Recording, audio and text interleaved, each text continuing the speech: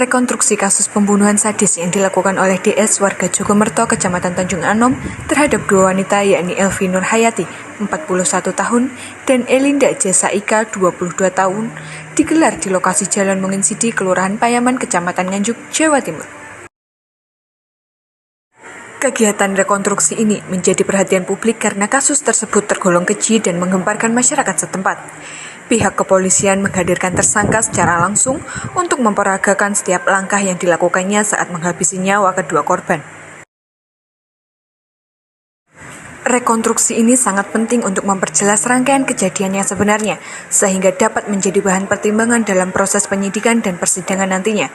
Dalam kegiatan ini, penyidik memperhatikan 59 adegan yang menggambarkan secara lengkap setiap langkah tindakan pelaku, sejak sebelum pembunuhan hingga pasca kejadian.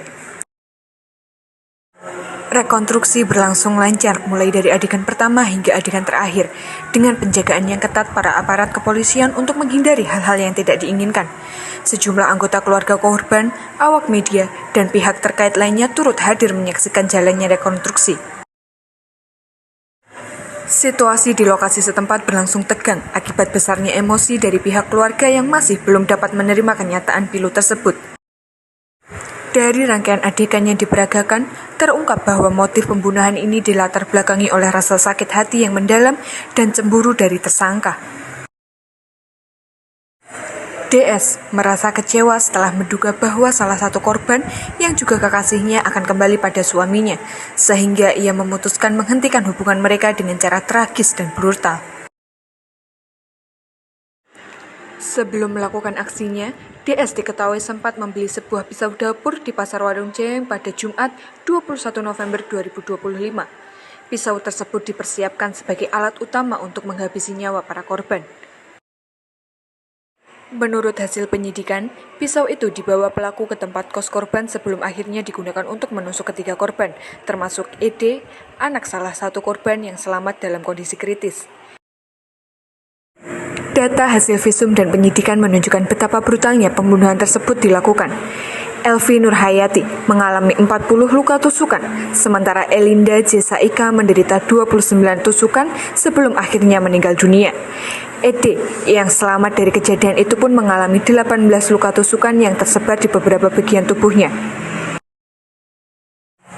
Kondisi fisik korban mencerminkan intensitas amarah pelaku yang saat itu dipenuhi dengan gejolak emosi yang tak terkendali. Setelah melakukan pembunuhan, pelaku sempat mencoba menghilangkan jejak dengan membuang pisau yang digunakan sebagai alat pembunuhan ke sungai di belakang tempat kos korban. Tindakan ini dilakukan untuk menghapus bukti yang mengarah kepada dirinya. Namun, usaha tersebut tidak sepenuhnya berhasil, karena polisi tetap menemukan sejumlah barang bukti penting lainnya yang bisa digunakan menguatkan hasil penyidikan. Keberadaan pisau yang digunakan pelaku kini menjadi salah satu fokus pencarian barang bukti oleh tim penyidik guna melengkapi berkas kasus ini.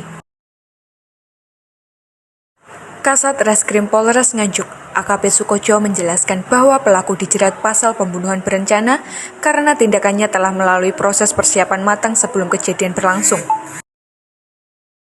Hal ini dibuktikan dengan pembelian pisau sebelum aksi dilakukan, serta adanya motif kuat di balik perbuatan tersebut. Dengan jeratan pasal yang ditetapkan, DS terancam hukuman seumur hidup atau maksimal 20 tahun penjara. Proses hukum terhadap pelaku kini terus berjalan, dan penyidik memastikan bahwa setiap detail tindakan pelaku akan dibawa hingga ke meja hijau untuk diputuskan oleh pengadilan.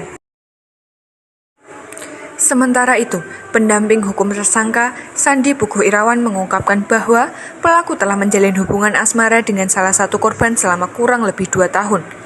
Hubungan keduanya digambarkan cukup dekat, meski berada dalam keadaan situasi yang rumit. Dalam keterangannya disampaikan, Sandi menjelaskan bahwa pelaku merasa cemburu setelah mendapati korban masih berkomunikasi dengan pria lain melalui pesan WhatsApp.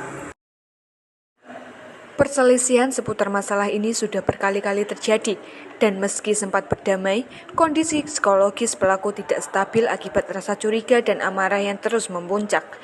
Hingga akhirnya, pertengkaran terbesar terjadi pada kejadian yang berujung pada tindakan pembunuhan yang tragis tersebut. Saat ini, kasus pembunuhan tersebut masih terus diproses oleh pihak kepolisian untuk melengkapi seluruh berkas hukum sebelum dilimpahkan ke kejaksaan. Rekonstruksi yang digelar diharapkan dapat membantu memperjelas kronologi dan rangkaian tindakan pidana yang dilakukan pelaku sebagai bagian dari alat bukti penting dalam persidangan mendatang.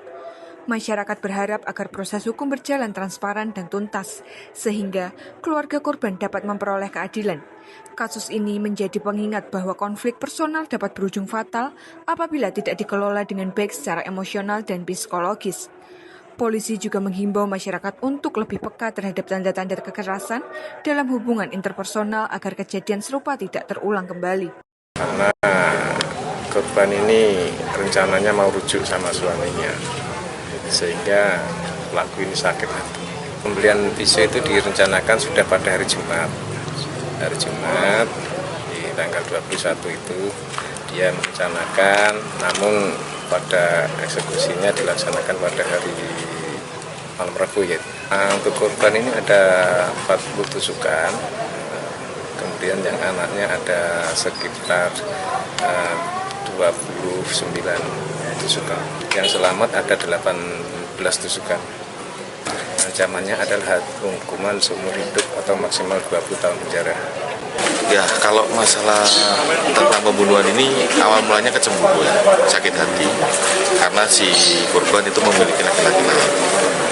Intinya seperti itu. Memulai hari Jumat ya, 5 hari sebelumnya, 5 hari Jumat mempersiapkan semuanya, pisau dan beli itu bensin itu 5 hari Jumat.